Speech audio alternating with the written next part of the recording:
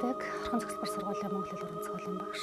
Бидний үйл ажиллагаа бас нэг өөр нэг нэгнээсээ ялгаа биш. Монголын тамирчин таарсан марсан ингээл телевизээр ярьж сонсож гоод одоо харчлаа. Би нөлөө Москвадаас харж ирсэн. Москва жоохон тийм байхад хүний хэрэг юм шүү дээ. Морог төрөг хэрэг 1970 онд миний аав хэлсэн үг. Манай тэгэл хоош. Ингээл нэг 9 орн байсан. Манай нэвтрүүлгийг хүлээж авч үзсэн.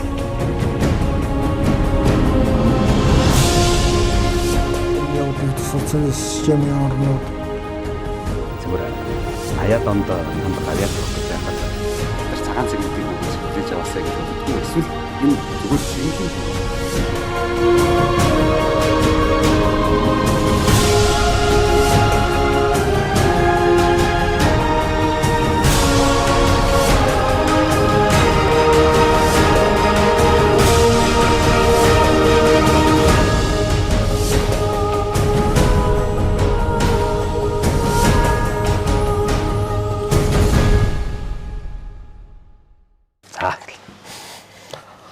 Сайн байцгаана үзэгчдээ та бүхэнд орой минь төргий. Эрдэнэ телевизийн уран бүтээлчдээс үзэгч та бүхэндээ зориулан бэлтгэж хүргэдэг чин сэтгэлийн ярилцлагын энэ удаагийн дугаар эхэлж байна. Энэ удаагийн дугаарт оролцохоор бидний урилгыг хүлээн авч манай студид хүрэлцэн ирсэн эрхэм хүндтэй нэгэн зочныг үзэгч та бүхэндээ танилцуулъя. Говьлтай аймгийн Бугут сумын угуул, Орхон аймгийн Харьяат, бүхэн чөлөө төрөлдөөний олон улсын хэмжээний мастер, Монгол улсын Гавьяат агрономч Ойдвин Дүгэрсэрэн. Сайн байна уу та? сайн байна. За, сайхан өвлжж гин үү? Сайхан дарган тавтай сайхан үлж гин үү? Сайхан өвлжж гин. За, сонин сайхан юу байна та нар? Тайван байна дөө. Одоо өвлийн цагаар одоо ингээд 1 сарын дундуур 95-ын ажлын бэлтгэл бас хийх цаг дөхөж байна те. Энэ жилд ерөнхийдөө ер нь Монгол орноор ч юм уу ер нь зүгээр дэлхийн нийтээр их дулаахан дуу өвөл болоод байгаа юм уу та? Тийм байна. Ойрын жилүүд болоогүй одоо их дулаахан өвөл болж байна. Гэхдээ бас 12 аймаг тэдгээрийн ихэнх сумуудад бас зуд турхантай, цастай, хүйтэн байгаа гэж цаг уурын мэдээгээр ярьж байлаа. Харин Европын цаг уурын мэдээгээр бол сүүлийн одоо 30-40 жил болоогүй ийм дулаан Сибирийн бүс нутагт болж гэнэ гэж саяхан гарч байгааг харлаа. Ер нь одоо бид хөдөө аж ахуйн мэргэжилтэн тэн дотроо газар тариалан мал аж ахуйн мэргэжилтэнгүүд бол цаг уурыг байнга одоо сонсож ажиглаж цаг уурын мэдээлэл урьдчилсан мэдээ одоо сайхан болж дэлхийн нийтээр ямар болох байна, ямар байна уу гэдгийг одоо бид их анзаарч яадаг нэг тиймэрхүү зуршилтай байх юм да. Танай нутаг Говьлтай Бугтад одоо ер нь хүүтэй өвөл болох уу? Болно. Говьлтай чи одоо сүүлчийн хэдэн айхтар зуд болсон. Тэрэн жишээ нь 2009-оос 10 оны зуд. За миний өвөг дээдсэн ярьдгаар бол мэчин жилийн зуд гэж 44 он мэчин жилийн зуд маш айхтар болж исэн. Эдгээр зуднаар бол их хохирол үдсэндээ ярина. Би бас одоо хүүхэд байгаад намайг төрсний дараахан ирнэ зудтын жилүүд, дайны жилүүд дууссаны дараа л одоо бид чинь төрсөн. Бас нэлээд хүнд бэрх цаг үе байсан л гэж сүүлд нь л ойлгож мэдчихсэн. Танай аав ээж малчин хүмүүс байсан уу? Манай аав ээж хоёр насаараа малсан малчин хүмүүс байсан. Ямар мал маллах вэ? За манай аав ер нь адуу тэмээ хоёроос бусдын хонь голдуу малсан, ямаа малж байсан бас. Нэг амины тэмээ малж байсан намайг хүүхэд байх үед.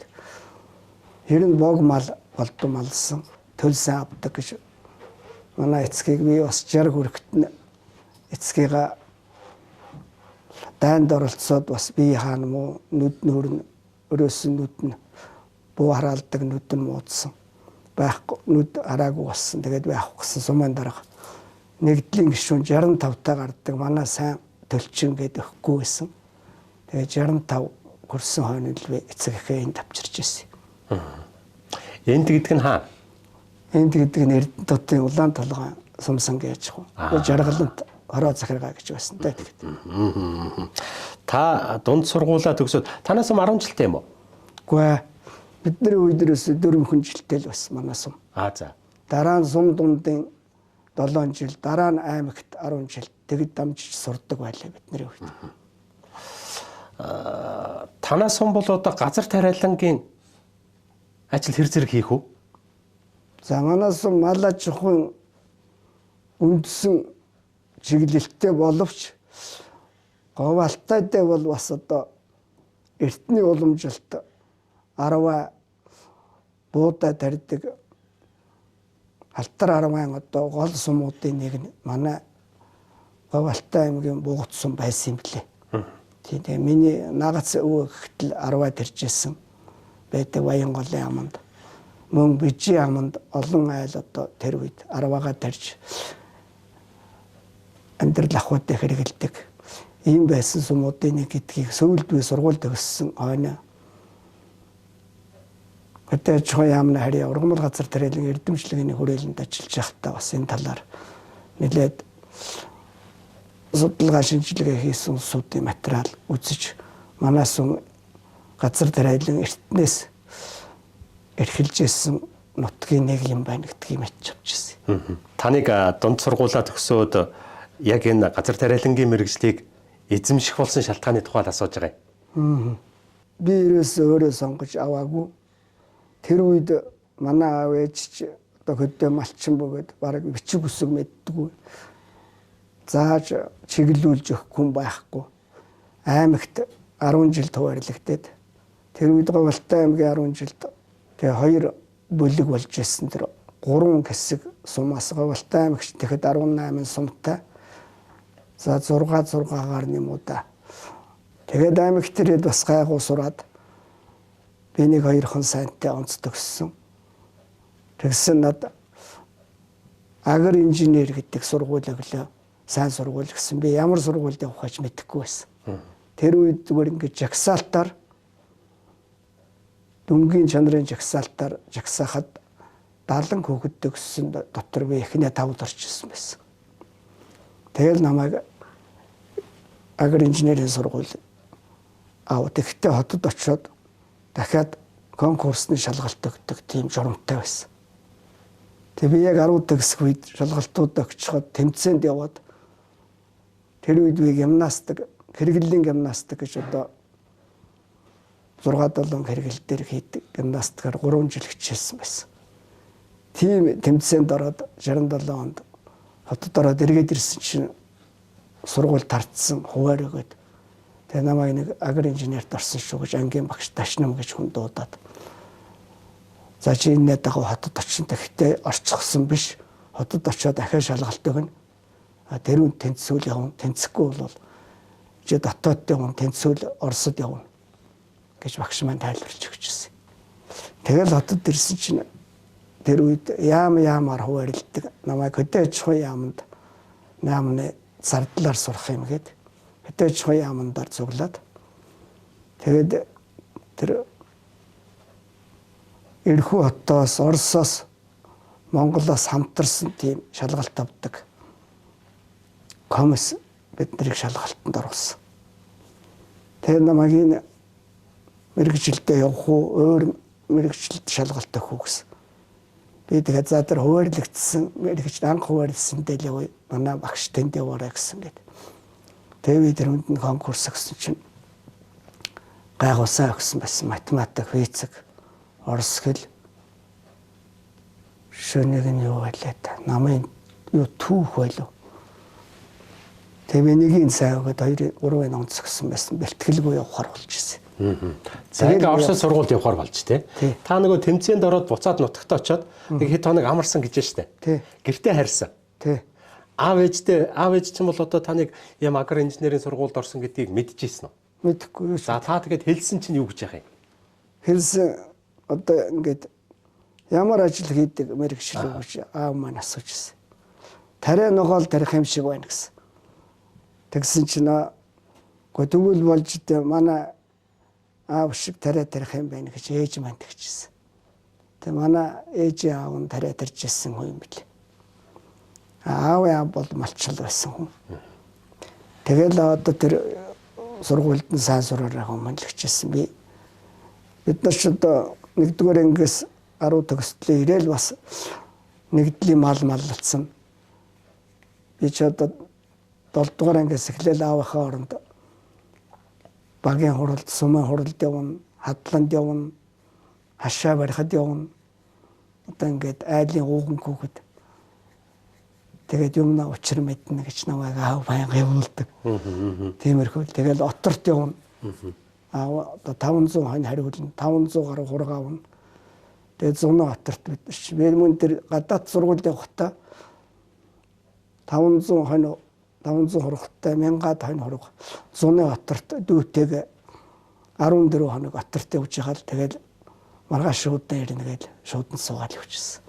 Тэр үед одоо 500 хонь гэдгийг бол монголчууд нэг суур хонь гэдэг байсан. Тийм нэг суур. Нэг суур хонь нэг 500 орчим л байсан баг. Дундчаар 500-аас 600 байсан. Тий, за 480 550 орчим тий иймэрхүү л байсан баг. За оторт явж байгаад ирээд маргаашийн шууданд суугаад явх боллоо Улаанбаатар руу. Тий. Та бол Улаанбаатарт ирээд яг нөгөө гадаадын сургуультай орцсон биш. Дахиад шалгалт өгнө. Тий. За тэгээ хэрвээ тэнд одоо тэнцэхгүй бол Монголдоо үлдэнэ гэдэг. Аав ээж хоёр бол за сайн яваа сайн сураад ирээрэй л гэж байна. Яг шууданд суугаад явахын үед юу гэж яах юм? Тэгэл аав маань хүргэж өгсөн морьор сумынтай ороод тэгэл манай аймгийн шуудан 3 сумаар дайрч ирдэг байсан. Төгрөг буугат алтай. Тэгээд манзарагч гэж болооч ирж ирсэн би сайн сандын. Ягаад гэвэл тэр хүний хүүхэд нь Дамдин гэж хүүхэд битээр хамт аруу төгссөн. Тэгээд аав тэр хүнтэй уулзаад Алтаа сумд миний төрсөн гэж байдгийн хүргэн ах. Та уулзуулаарай. Та их сайн таньдсан байлээ. Гэтэрч болоочод. Тэд нартай танилцуулж уулзуулаад залгуулад явуулаарай. Энэ хүүхднийг хоол явах гэж байгаа юм гэсэн. Тэгээд өөр аав над за хуучин сурдаг шиг сайн сураарай гэсэн. Тэгээд намайг гайгүй сайн сурдгийг аав мэднэ. Сумынхан ч мэднэ. Тэгэл өөр юм хэлээгүй тэнд залгууд хийхийг л хэлсэн. Тэгээд оцсон чинь нэрээ тэр хүн шууд тэр сумын даргаанд нь очиод энэ ойдын хүүхдэн танаа нагцсан чинь хүүхэд гэл. Тэр айлын эхнэр нь сүйд болоод амархуу гэж хүүхэн надаас олон ихч байсан дээ тэр. Тэгсэн аавындаа очиулах болоод мөн тэр шуудангийн жолооч намайг тэр хүндээ хөдөө сумын төвөөс нэг 7-8 км мянганы голд. Ямар дом блээд одоо санахгүй байна. Сумын төвөөс баруун хаашаа яваад л. Тэгээд тэр айл татсан. Очоод шууд энэ ойдын хүүхдчүүдээ танаа дүүгийн хүүхдийг тантай танилцуулах гэж авчирлаа гэж жолооч ороод гисэн.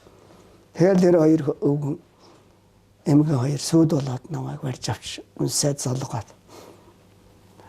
Тэгэж аав гэгчтэйгээ хөргөн ахтайгаа танилцаад том хөргөн ах том аав гэгч.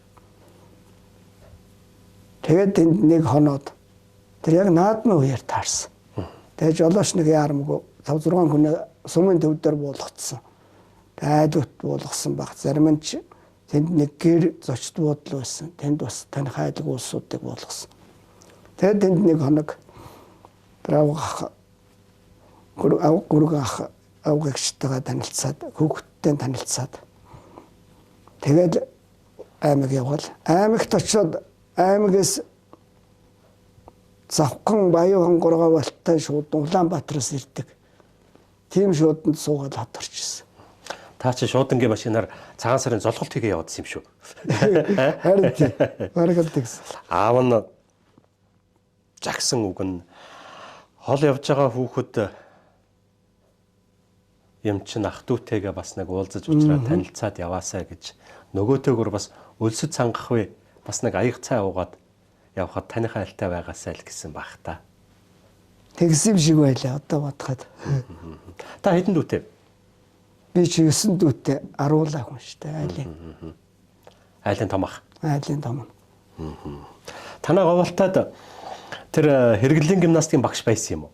Байсан. Тэр эрт үед одоо та улсын чанартай тэмцээнд 2-3 удаа орцсон байсан ба шүү дээ. Тэгс. Их азуулсан. Би хэлээд биеийн тамирын багш Хуушан гэж нэг сайхан хүн ирээд бас Говьалтай аймгийн Бугад сумын уугуул гээд төвөрөгт ирсэн байсан.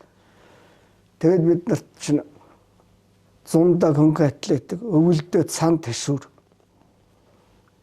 Тэр үед цан гэж юмрээс үзээгүй байсан чинь тэр хуушаан багш гоё цантай. Эхнэр нь бас цантай. Тэгээд төвөргийн голоос бид нар тэр үед канки тийм цасны канки гэж тийм дугуй ханшортой нарийнхан канки бид нар Монгол гутал эсгийн гуталтаараа ингээд сураар бооч жоод модоор эргүүлж чангалдаг тийм юмтай байсан. Тэргээр бидний голгуулдаг өглөө болгон 6-ад босгодог. Тэгээ бид нар дагаж дуурайж гүн. Тэгээ төрнийхэн дээр өглөө их сунаа сонс иргэн. Тэгж байгаа л аймагт утсан чинь аймагт манай сургуулийн биеийн тамирын багш Гэрэлмаа гэж эмэгтэй байсан. Тэр яагаад юм намайг гимнастикт оргээд.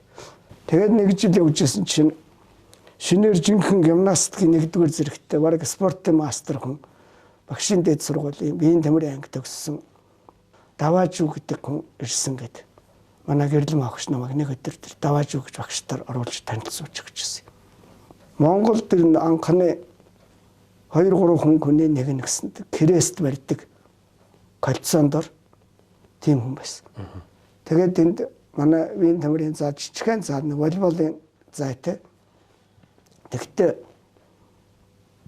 хэрэглэлийн юмнууд яагаад манай сургуульд байсан. Сугас авлуур. Тэгээд модон морь, бариултай модон морь. Тэгээ кольцоо сүлд нэг тэр давааж багшраа кольцоо хийгээд дээрээс. Тэгээд тэр давааж багш бол гарамгаа сайхан багш байсан. Тэгээ бид нарыг өглөө болгон 6-ад босч өглөө тэр таашрын нурууна наад талаар гүгээд таашрын нуруундар гарна. Тэгэл бид өгөх 5 дугаар ангиас эхлээл өглөө 6-ад босч гүгээл 7 хагас хүртэл цаг 30 минут өглөөний бэлтгэл хийн. Дараа нь хоолндоо идэл хичээлд 8 цагт орно. Тэгээд тэр давааж өгч багшийн хүчинтэл бай. Биеийн гөгжил бүх хөлгаар ууц нуруу хүзүүсээр гимнастик бол бүх бие эрхтнийг л жигд хөгжүүлдэг юм бэл. Тэгж та тэгээ Улаанбаатар дээрээ шалгалтаа онцгой өгөөд тэгээд Оросд сургуультай явж. Тийм тэгээд эргүүд тэгсэн чи эргүүн гэдэг чихэн дээд сургуульд намайг нарийн мэргэжлэр сургахаар болоод хөдөөж чихэн яамны сайд уулзаж захиад даалгавар өгнө гэсэн. Монголын. Тий. Тэгээд шалгалтанд тэнцсэн хүүхдүүдгээд оцсон чи бид нэг 67 оны 8 сарын 20 дээр баха 25 6 болгочихсон. Сайдын өрөөнд ороод тэгээд сайд буурал балжин юм гэж тийм бүрээд өгөн байсан. Манай яамны сайд 67 онд намайг хөтөөж хэд явахад. Тэгээд сайд орж ирэнгүүт бид нар их цэрэг байдлаа сайд хүнтэй уулзах яа гэм бол гээл. Тэгээд өдөөний голдуу хүүхдүүд байсан дээ тэр. Улаанбаатараас нь 2-3 хүн хүүхд байсан. Алтан сүх гэж одоо би их сайн таньсан сүлдээ бид хоёр хамт хүрээлэнд ажилласан. Тэр л Улаанбаатараас төгссөн хүүхд байсан. Тэгээд сайд орж ирээд бид нарт маш сайн юм хэлсэн. 5 минут л уулзсан баг. Тэгэл орж ирэл мэд мэдээ сайн байна хүүхдүүд. За хүүхдүүд усан дуунж өгөө. Ингээд Оросд утсан хүүхдүүд усан дуунж өгöd байгаа. Сая ингээд одоос хийв сурчилсан манай яамнаас явсан 2 хүүхэд нас орсон байлаа. Тэгээд одоо эрүүл мэнд сайн бодож амнаас хамгаалж яваад сайн сураад ирээрэй гэж хэлээр явуулсан. Тэгэл бид нар усан дуунж өгөхгүй юм бодож явсан. Сайдаа өгсөн даалгавар тэр. Өөр ерөөс нэг олон хэлээг. Таныг Оросд очиход за мэдээж хэрэг одоо ингээд хэл ус гэдэг юм уу тэр одоо шинээр та бол огт мэдэхгүй мэрэгжлэр сурах гэж байгаа өмнө нь энэ тухай бас тодорхой мэдлэг байхгүй байсан тийм ээ. Гэтэл та ч Оросд сурч явах хугацаанд бүхэн спортоор хичээллээд. Ингээд шин тутам Монгол төгжиж исэн чөлөөт бүхэн спортоор хичээлд Оростой амжилт гаргаад эхэлсэн. Яаж бүхийн зам руу орсон юм? Тэр бол харин асууж хэрэглийн гимнастик юм шал өөр хүн. Тий. Яасан гэсэн чинь Оросд ингээд очиод өөрийнхөө сургуулийг мэдэхгүй политехникийн нэг хүүхдүүдтэй Улаанбаатарт манай аавын төрсөн ах нь манай аав гахт орж гэж хүн байсан. Тэр хүн тэгсэн за чи ингээд би энэ хүүхд захилаа гэдэг эргүүл сурдаг залуутай хамт вагонд суулгаад тэгэл эргүүл ирээл вокзал дээр буугаад хөдөөж хөндөө сургуулаа олох гэсэн чинь би мэдэхгүй хаанагааг мэдэхгүй анхудаар тэнтэрч байгаа. Тийшээ явахгүй байхгүй нөгөө хүүхэд поли руугаа яваад гисэн. Полийн дэдийн хүүхэд. Тэгээд хөдөөж хөндөө сургууль хаана байд юм гэж хүнээс асуусан чинь улсууд таныг ойлгохгүй байна гэд надад орсоор ирсэн хүн ярихгүйсэн. Тэгээ барьж өгж Тэмрязан гудамж гэдэг юм нэг дуулж ирсэн. Тийм гудамжд байдаг гэж. Тэгээ Тэмрязан гудамж хаана байдаг гэж асууж яж арайж өгж сургууль захиргааг олж утсан. Тэгээ олж утсан чинь би жоо хожиж утсан байлээ л дээ. Тэгээ яг сургуулаа олж очиод тэгээд нэг юу ихсэн харин. Улаанбаатараас тэр эрхүүгээс ирсэн комиссийн орос хэл дээр направление тэрийг үзүүлээд тэгэл нэг сургууль хүлээж аваад. Тэгсэн манай сургууль хотын төвд биш хотоос 25 км шинэ газар шинэ сургууль нээгдээд тийш явсан гэд. Эрхүүгийн хөдөөж хөдөөж сургууль гэж хотоос 23 км байгалийн тараст. Хотоос бүр хол. Тийш явгаад намайг. Хотод бол 2 хон факультет үлдсэн, бус факультет нөгөөд тэр хөдөө гарсан байсан. Тэгээ би тэнд явсан чинь тэр үеийн систем одоо ч тийм байх Оросынх. Биеийн тамирын хичээл нь норматив өгч чадхаар юмд явуулна. Тэгэхгүй бол чи норматив өгч чадахгүй чи сургуулиас хөөгдөн. Тэгсэн тэр биеийн тамирын факультетийн багш намайг алиунд орох уу гэж ингэж асуухгүй юу. Тэгсэн чи би гимнастикт орно гэсэн чи гимнастик байхгүй манад гэд. Уг нь байсан юм гэж. Тэгээ гимнастик яагаад байхгүй байна гэсэн чи эмэгтэй багш хотод үлдсэн өөр сургуульд орцсон. Яагаад гэвэл энэ хол өгдөө 5-6 цагт хотоос тэр сургууль руу ажилдаа ирэх нь ба шүү дээ.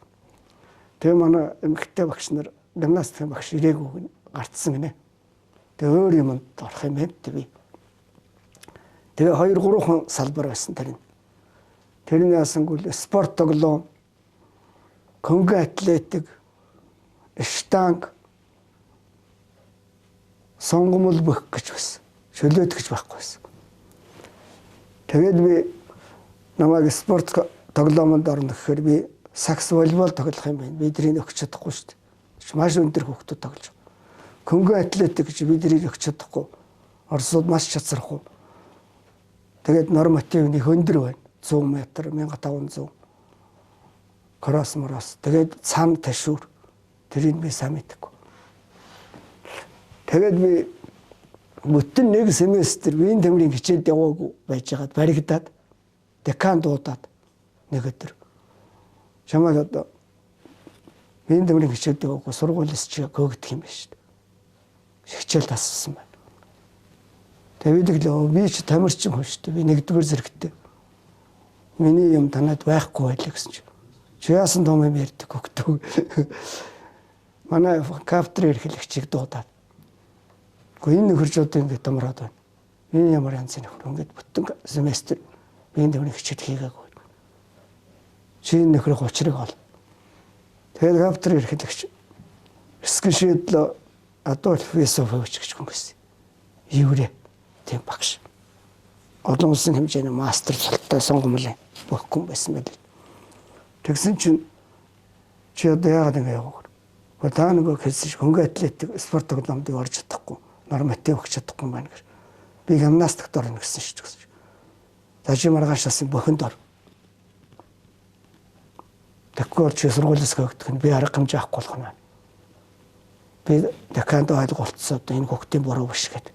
Чамайг ингэж нэг удаан аварч гарлаа. Одоо тэгээ нөхөж хийхээс гэж ингэж хэлсэн. Тэгээд яг баярлал би тэрүүнд явхал. Тэгээд би нэг гिचэлд орсон чи багш намайг норматив авна бүх хувцас тайд гэсэн. Бүх хувцас тайлаад манай тэр бүхийн заал нэг подвалд их том заал штанг бүх хоёр хамт юм.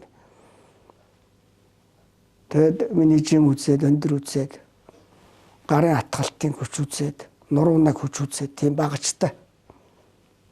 Дараа нь уян хатан чанар үзээд гимнастикийн мост бүхэн мост гэдгсэн. Тэрийг би хэлгүй яах вэ?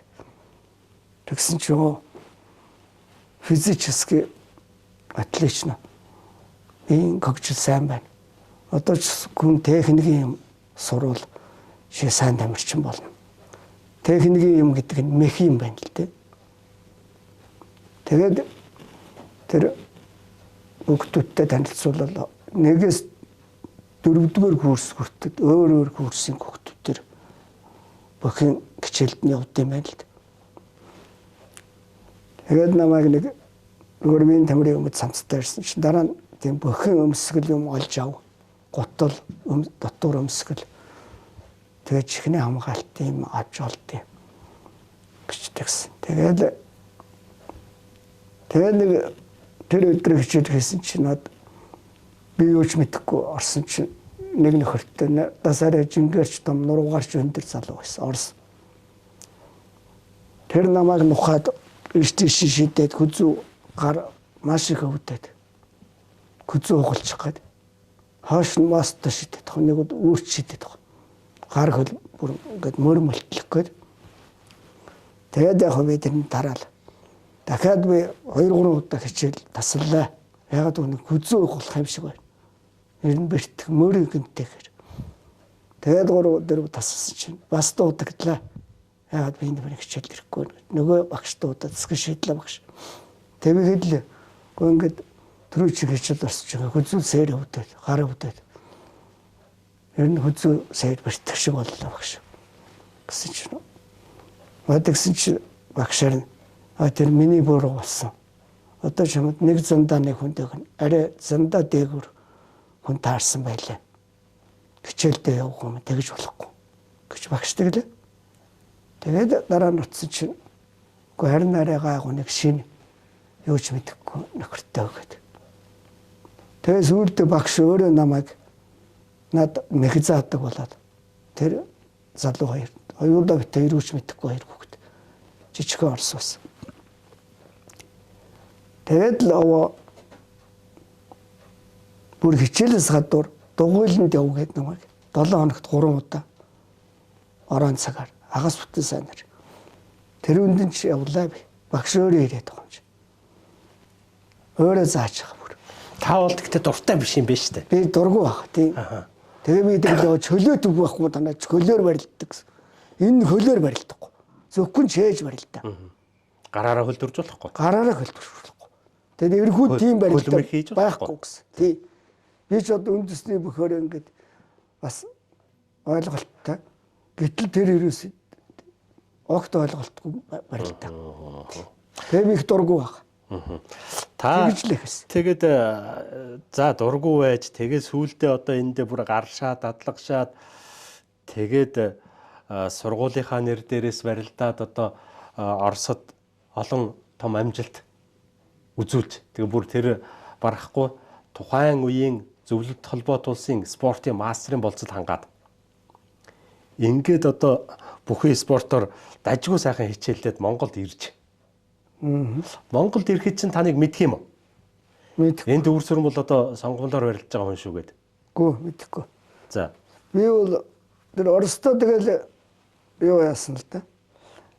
Тэр багш маань дугуйланд явуулаад намайг шахаал. Тэгэл өглөө гимнастик хийдгээ би таслахгүй хийж л байсан.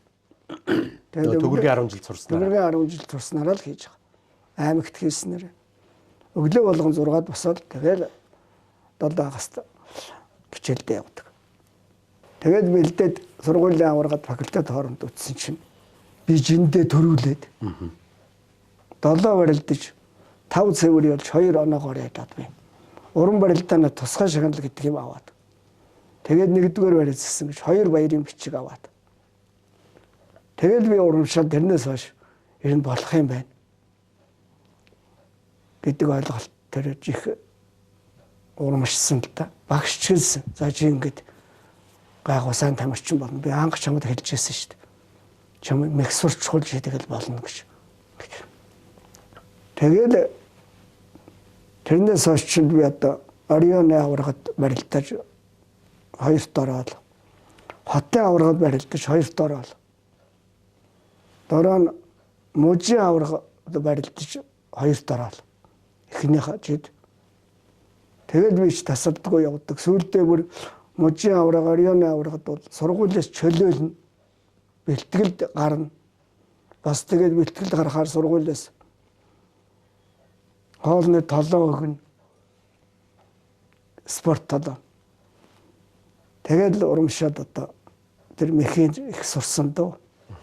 Тэгээд сүүлдээ хөдөлмөр нийгэмлэгийн шигшээд оруулаад. Тэгээд би ч одоо ерөөс тэмцээнд явдаг л хүн болсон. Монголд ирэхээр чинь харин та нэг яаж ирнэ мэдсэл. Монголд ирээд би нэг энэ үнэлгнүүдээ ингээл сайд орлогч сайдтай үзүүлсэн байхгүй. Ажилд ороход. Ажилд ороход Ингээд сургууль төгсөөд ирэхээр зэрэг сайд хүлээж авах юм уу? Тэгээ сургууль төгссөн яамдар манай газар тариал ирэхсэн сайд Шарван гунгад орчих байгаад. Нөгөө балжин юм сайд байхгүй тэтгэвртэйгээр явуулсан байсан. Биднийг гаргаж өгсөн сайд. Намайг ирэхэд чинь Эренчингой хөдөөж хаямны сайд байсан. Тэгээд тэр ажилтны хуралдаар намайг тэгсэн чинь одоо олон улсын хэмжээний шилэгдмэл шүүгч Чонхор гэж байгаа. Надаас 4-5 байхгүй л дээ. Тэр хүн хөдөөж хаямд газар зохион байгуулахад инженер хүн байгаа л. Тэгээд хурал тарсны дараа тэр Чонхор гэдэг хүн тожинааш хүрээд хөрсрөн гэдэг. Танилцсан аюул. Би Чонхор гэж хүн байна. Би улсын аваргын медальтай дээр тамирчин байсан. Чөлөө түүхийн 1-р зэрэгтэй хүн байна. За чи хөдөөж байгаа яамны шигшээ багт орно. Одоо ингээд манайх хотын аврагад, Орионы аврагад үтсэн дараа нь хотын аврагад. Дараа нь хөдөлмөрийн нийгэмлэгт манай яам харьяалагддаг. Хөдөлмөрийн нийгэмлэгийн аврагад орно чи. Бэлдэн шүү. Гэлтгсэн.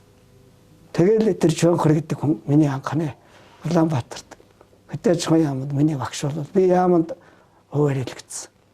Намайг халахгүй явуулах гэжсэн болоод хөдөөж байгаа яамны ургамал хамгаалах хэлтэс гэж байсан. Газар тариалын газрын хажууд. Тэр хэлтэст мэрэгчлэнгээр ороод. Тэгэл би жинхэнэ мэрэгчлэрээ 3-4 жил ажиллаа. Тэр хооронд нөгөө Чонхор ч намайг тэн дээр энэ дээр гээл. Тэгэл би хуучин минь тамирын хувцас аваад хороод ирсэн. Тэгэл үл хүмүүлхээ үзүүллээ. Одоо энэ энийг энэ олон улсын хэмжээний мастер энэ Орсын энийг үзүүлсэн чинь уучих сайн байна гэдэг. Тэгэл манайд сонгомол байхгүй чөлөөтөр Монголд сонгомлын тэмцээн ерөөсөө явагддаг юм байна. Тэгэл чөлөөтөр орсон чинь Орионы авраг болол, хотын авраг болол хөдөлмөрийн нийгэмлэгийн дээр барилдсан чинь хөдөлмөрийн нийгэмлэгийн авраг болол тэгсэн хөдөлмөрийн нийгэмлэг дээр одоо гавьяа тусгалжуулагч ардын багш болж ирсэн. Хангаан намширгой миний багш болол. Намширгой шав болол бай. Чонхор анхны багш. Намширгой 2 дахь багш болол. Тэгэл дараа нь сонгомл энэ анхны Монгол улсын авраг шалгаруулах тэмцээн болох юм. Тэр үнд бэлдэг хэлж намшир багш. Хэдэн онд байх вэ? Тэр чинь 72 он баха. 71 л. 72. Тэгээд 73 он юм уу? Тэгээд спортын мэдээ сонин дээр тийм нэрмжит болно гээл. Спортын мэдээ сонины эрхлэгч нь тэр үед Сэрэм Дашгой байсан. Тэр Биеийн тамирын улсын хорооны орлогт дарах Сэрэм Дашгад дарах байсан. Тэр тэмцээнд ороод би барилдсан чинь төрүүлсэн байхгүй юу? Сонгомлоор. Сонгомлоор. Тэгээд улсын авраг болоод. Дараа нь тэгсэн чинь Монголд сонгомл чөлөө түүхийн Аз ТV авраг болох юм гэдэг тэр жил 73 онд. 73 оны 5 сард болно гэдэг. Тэр чинь 1 сард бид нар чөлөөтийн тэмцээч болсон сонгомлын чөлөөч болсон он гараал болсон гэдэг. Тэрүүнд би төрүүлсэн байсан чинь сонгомлын баг бүрдүүлэх болоо. Тэгсэн чинь улсын шигшээд намайг дуудаад яамд бичиг ирээ. Тэгээ хунгаад орж байгаа өрөө бүхэнд их дуртай сайхан хүн байсан.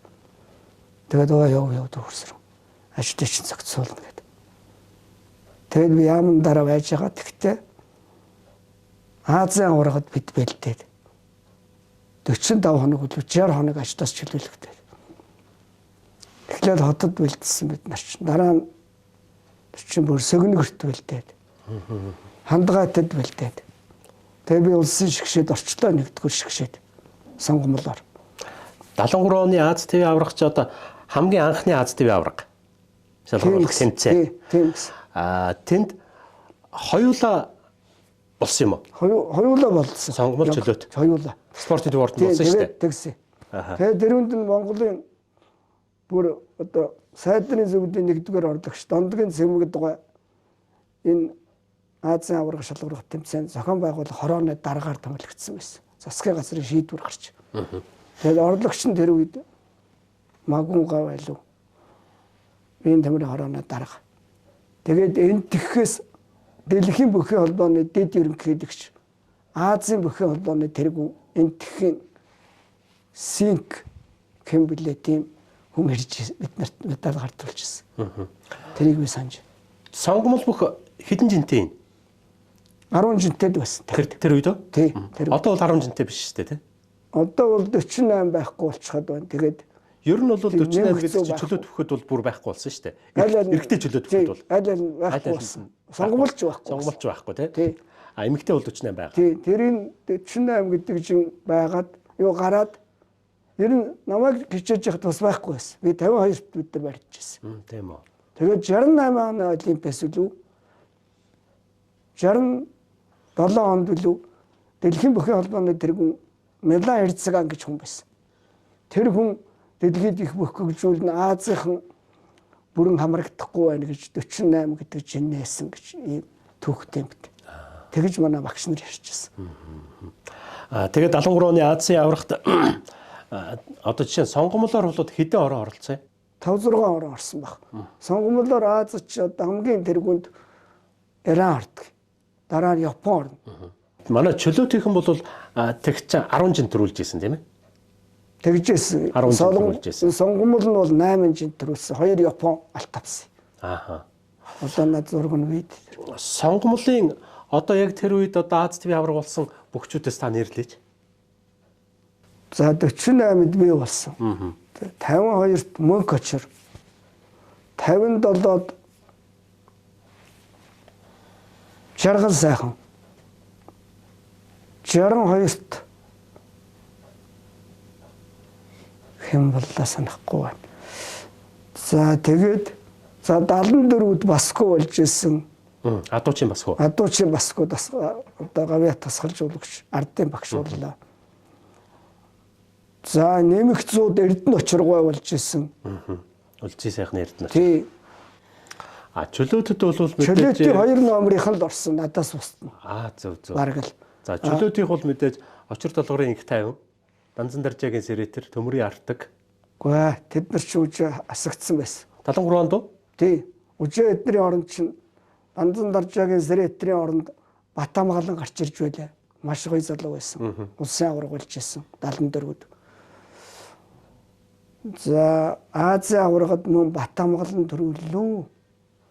Даваажуу 30 сүрнээр 2 номер 2 дахь шигшээд байсан. 1-р шигшээд ороогүй байсан. За тэгэхэд бол Мөнкөд авраг чөлөөтөөр барилдаагүй билүү.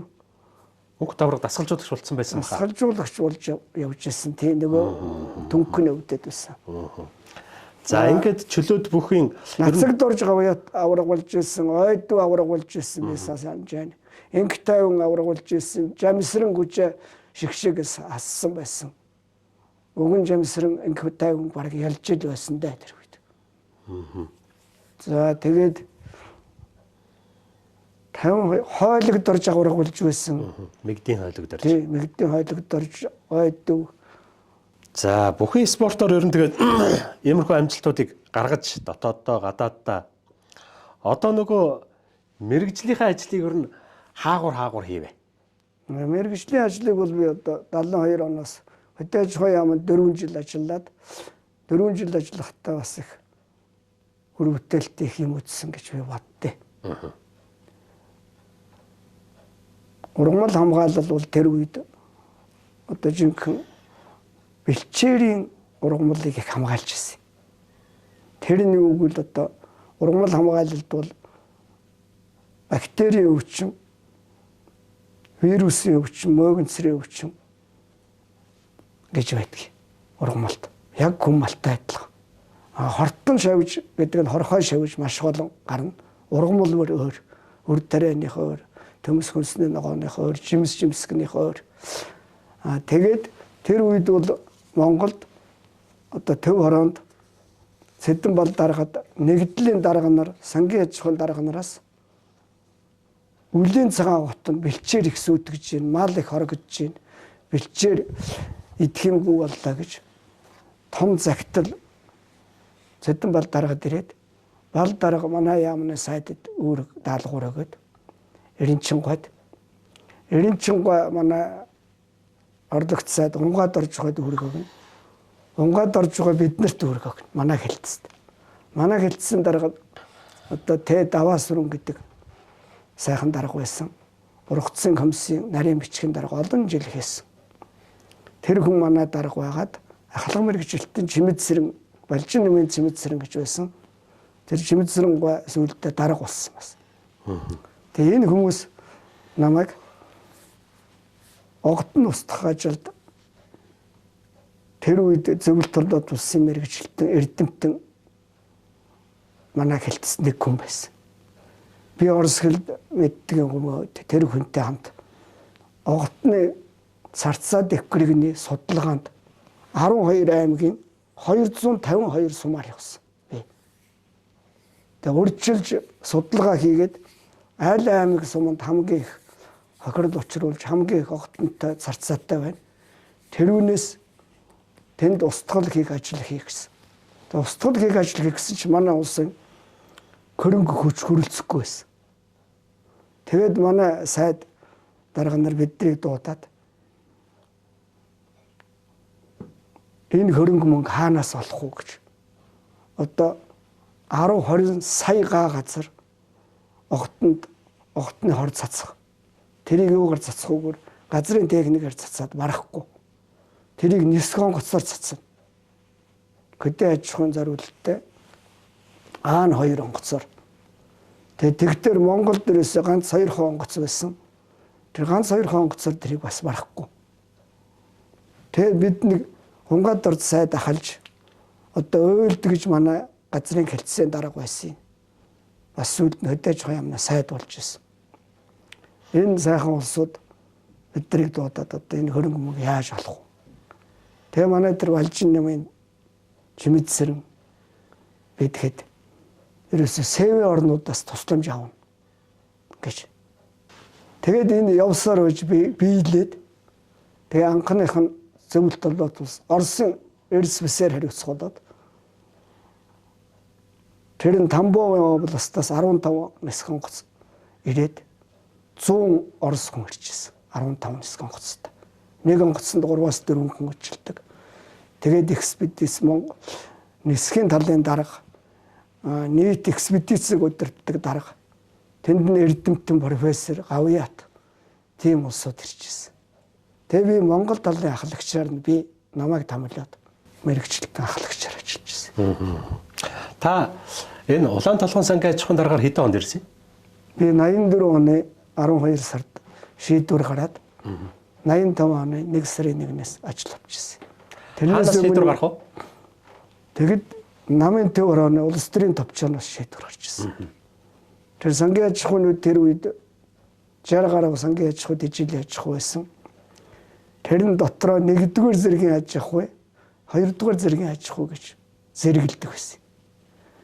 Тэр нь 1-р зэргийн аж ахуй нь 70 саяас дээш үндсэн хөрөнгөтэй хариуцлага өндөртэй аж ахуйнуудыг 1-р зэргийн аж ахуйг нь 60 саяас доош хөрөнгөтэй хамрах хүрээ багтаа салбар багтаа аж ахуйнууд 2-р зэргийн аж ахуй гэж байна. Манай улаан толгой бол 1-р зэргийн аж ахуй байсан. 1-р том аж ахуй байж тээ. Том аж ахуй бүр үндсэн хөрөнгөөр улсад нэгд орчихсон. За.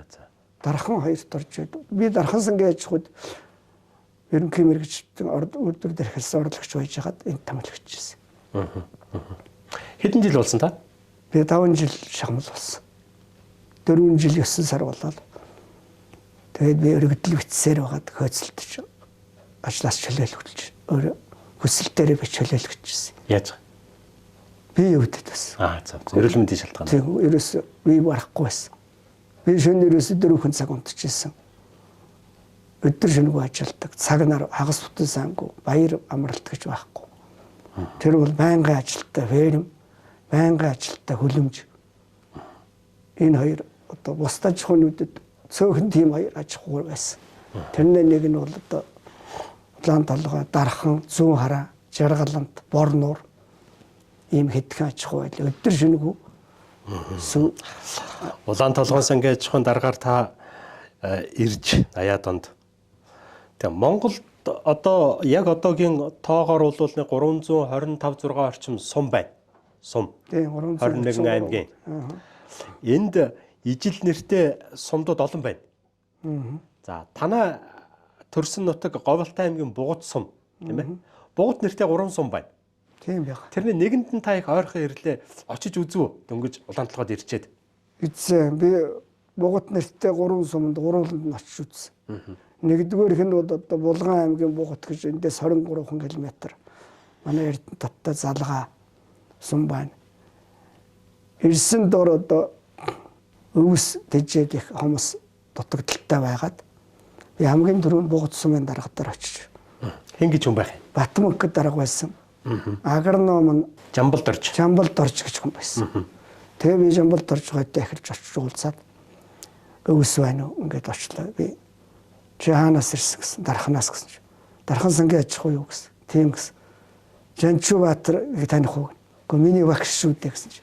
Бид хоёр нэг ангийн сурагч шүү дээ гэсэн. Тэгээд би анх удаа эднийхээс өвс хөсч танаад өвс байна уу гэд. Тэгсэн өвс байна, хол байна. Өнжсөн өвс очиж үзгэсэн. Тэгэж анх Бугуттай танилцчихсан. Дараа нь Баян Улгийн аймгийн Бугутад би бас зориуд очиж үзсэн. Тэр нь тэтгэврт гарсан хойно монголч эрдэмтдийн хурал Улаанбаатарт болоод Оросын холбооны улсаас монголч эрдэмтэнгүүд ирж тэгээд аз болж намайг газарчнаар хэлмэрчнээр яваач гэж Улаанбаатараас ураад. Тэгээд би тэрнүүтэй хамт явж тэр Баян Улгийн Бугут суманд бол нэг эртний төргийн үеийн нэрт өндөр том кошо байт юм бэл. Төрөг бичгтэй. Тэрийг би олох гэж тэргээр явж тэгээд тэнд тэгж би энэ хоёр Бугуттай хавлантай харьцсан уулзсан. Та хамгийн сүүлд хизээ нутг руугаа яв? Би өнгөрсөн жил 3 удаа явлаа. Нэг ой болсон уу? Ойгоос гадна би хаврын мод тарилт дээр нутагтаа очиж тэрбум мод хөтөлбөрийн дагуу Говьалтай аймгийн усан цахилгаан станц, Тайшны усан цахилгаан станцад Көхмөрт суманд, Бугут суманд мод тарих арга ажиллагаа зааж эндээс бас залуучууд нутаг орондоо хандивар одоо олон мянган мод тарихад нь хаврын тарилт дээр ч утсан, намрын тарилт дээр утсан 100 наадам арцсан. Сүүлийн 15 жил болгон би нутаг руугаа явж байгаа. За. Та бол нутаг руугаа байнга ойрхон явд юм байна. Гэхдээ нутаг дөхөөд за Эрдэнэтээс хөдөллөө, за ингээд яваад л байдаг. За тэгээд нутаг ер нь дөхөөд л байдаг. Сэтгэл ер нь ямар болдог вэ? За ялангуяа анхны одоо би бараг 20 жил очиагүй байжгаад 2000 онд очиж ирсэн. Анх. Тэрнээс өмнө бол одоо зав зай байхгүй. За социализм үед бол явуулахчгүй. Ээлжийн амралт амрахтаач аймаг орон нутаг яамны сайдтай мэдэгдэж хаана яваа хэд хоноод ирэх тухайга илтгэж явдаг ийм журамтай байсан. Зам явах авч. Тийм зам явах хавна. Тэгээд онцгой тохиолдол дуудагдаж ирнэ. Тэр үед гар утас байхгүй ч очисон газрын байгууллагын даргын утасаар хаа газраас нь хэсгийн төлөөлөгч олж уулзаж яриулдаг ийм журамтай байсан.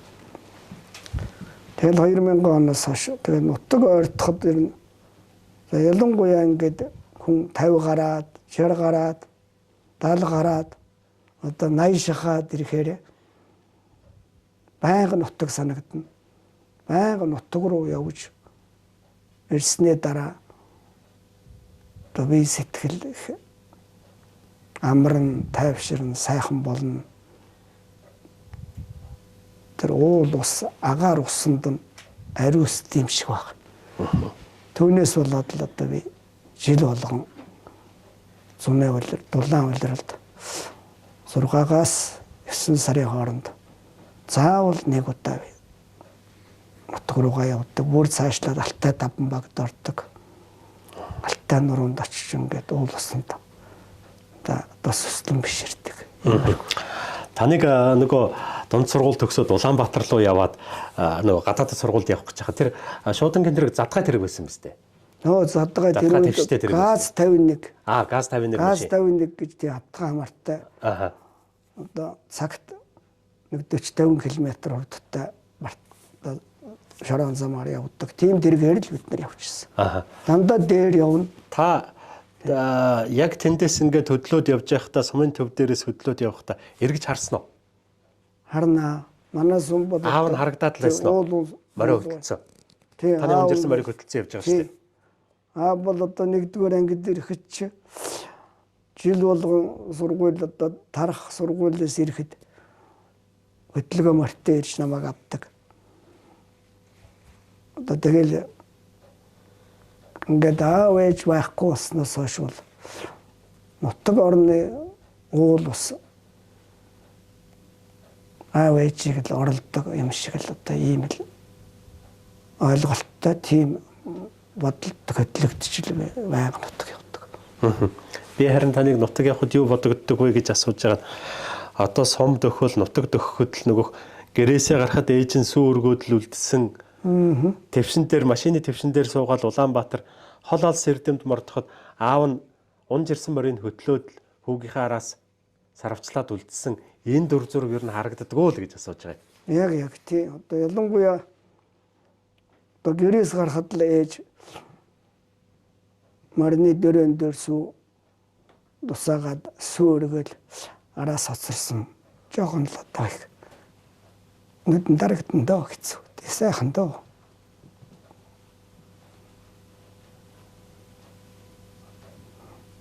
Тэр бол үгээр илэрхийлэх аргагүй тийм сайхан үе болвол ээж авгээрээс гаргаж өг. Тэгээ сумын төвөөс хөдөлгөөн мөртөө аав уцж яхал одоо их сайхан маш сонин одоо ч гэсэн телевиз харж байгаа юм шиг л харагдаж шүү дээ. Тэр твшин дээр явж байхдаа унаж ирсэн морных нь хазарын хамтаарчаад хөдлөөд явж байгаа аавыгаа харахтаа би заавал мундаг хүн болж ачийг хариулна даа л гээд Монгол хүүхдүүд бодож идэв шүү дээ. Тийм ээ. За тэр үед дэр нь яг би нэг мундаг хүн болно ч гэж тэгэж санаанд орж ирэхгүй хүүхэд нас байсан. Зүгээр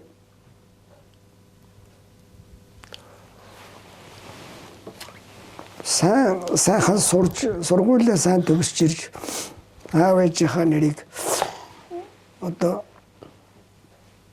сайнаар гаргах юмсан гэдэг бодол их төрдөг байсан дөө.